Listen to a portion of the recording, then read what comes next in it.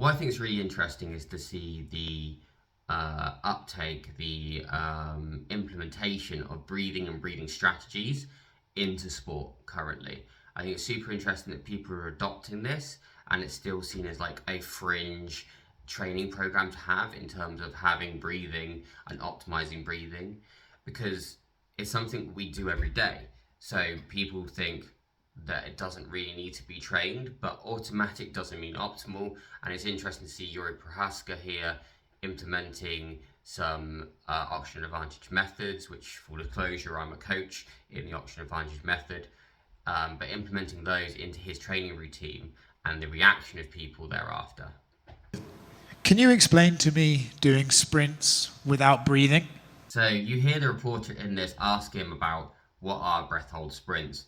Breath hold sprints, or having a good repeated sprint ability, translates not just from sports where you are doing multiple sprints like rugby and football, but also multiple large efforts like you do in MMA, where you have to be explosive, you have to have good movement over short spaces of time as well as distance to be effective.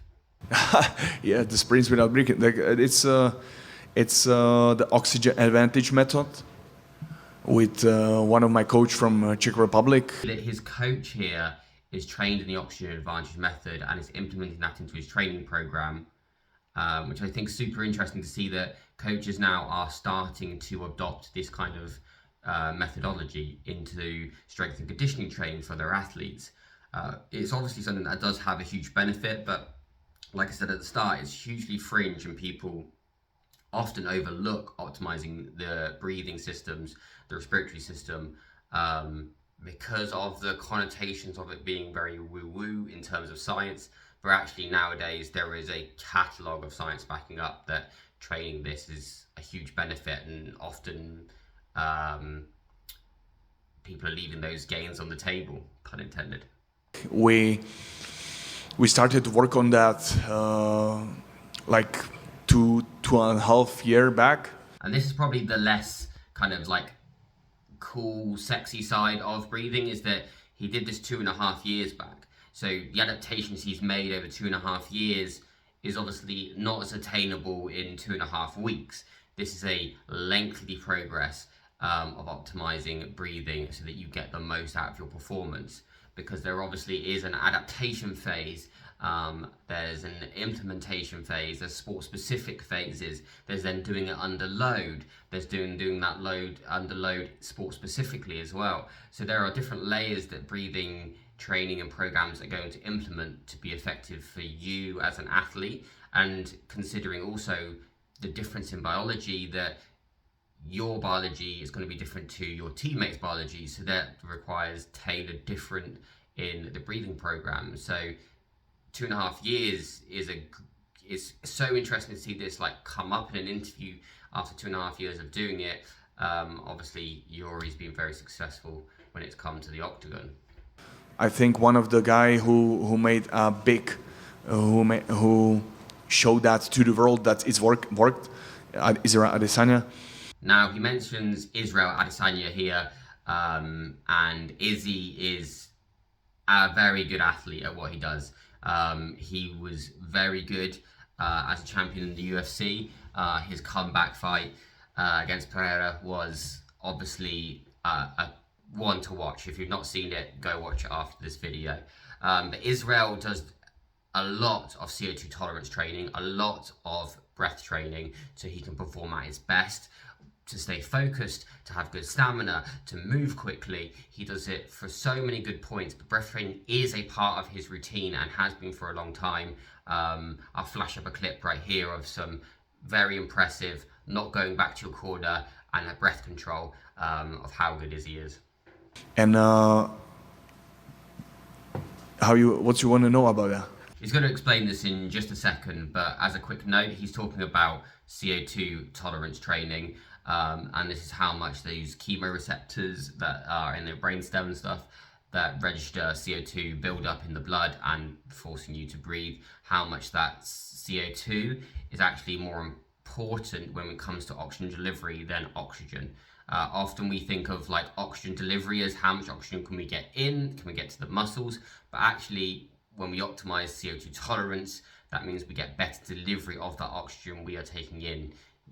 We're only taking in a fraction of the air we're breathing in and out has oxygen that we need, and we're only then using another fraction of that, 5% of that, to get into the muscles themselves. If we optimize breathing, then we can often up that by a percentage, 1.8%, but that's often enough to stem that lactic buildup and give us better performance. This just looks very interesting when you have the clothes peg on your nose. It's worked with your tolerance for how to say dioxide. So this is exactly what we were just saying, that CO2 tolerance helps you to increase your power, increase your speed, your movement. This is optimizing breathing efficiency, but also those recovery between efforts. And this is the key point when it comes to breath training. It's not going to make you some kind of superhuman, Superman puncher. It's going to make sure that you can recover between those efforts more efficiently, so that you can keep putting that level of power, explosiveness into your movements throughout the whole match. Go back to that clip I just showed about Izzy. He doesn't even go back to his corner because his breathing is so efficient. He can recover stood up in the middle of the ring to keep performing at his best. And so I love that clip, so you keep flashing back to that. Yeah, so you have more endurance, more power, less you need in the breaks to heal up, and so this is all about. And breathing, it's the essence of life, essence of the fighter. I love the philosophy of Yuri. That's why I like to watch him fight. I also like the kind of samurai mentality that he has. But yeah, implementing breath training is of benefit to you as much as doing any other part of your training program is. Having a coach to do that. Maybe that coach isn't me. Maybe my personality, my coaching style isn't for you. But having a coach, someone that coaches in breath training that is on the scientific end of that scale, not that kind of spiritual woo-woo end of the scale, is more on that scientific end of the scale, is going to offer you some benefit in terms of your programming for your training. We are using our bodies as weapons in the cage.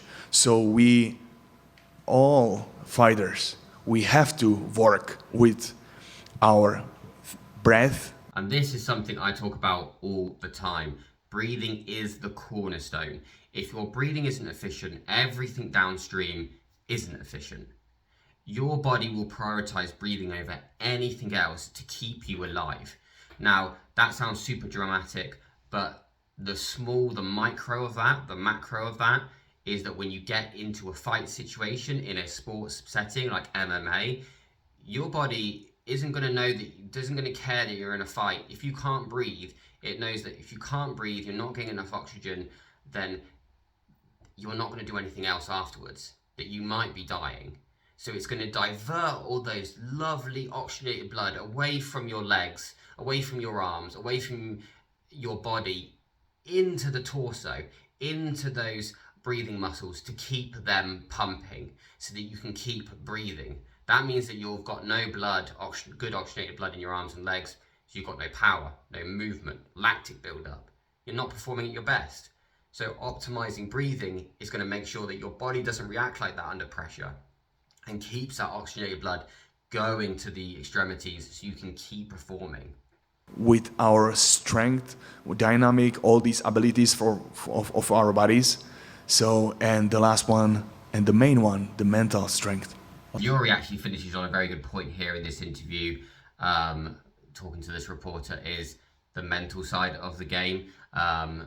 Not just in stress and strain, but focusing the mental side, mental health side of having breath efficiency is obviously really important. Your brain takes 20% of the oxygen you're breathing in, so it's taking a large sum of a small amount of oxygen that's coming in is going straight to your brain, as that is the most important part. So having poor breathing efficiency means you're going to have poor mental ability as well. So you want to make sure that you are breathing as efficient as possible so that you can get that oxygenation to your muscles and your body and perform at your best, but also to your brain so you can make the best decision possible and have that mental game, that mental fortitude as well.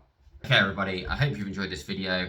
and my quick look there at Yuri's interview talking about breath hold sprints and the benefits of breath training. If you like this video, make sure to do that, all that good stuff, those likes, shares, subscribes, because it helps me here on the channel, helps YouTube know that you guys like it and push it out to more people.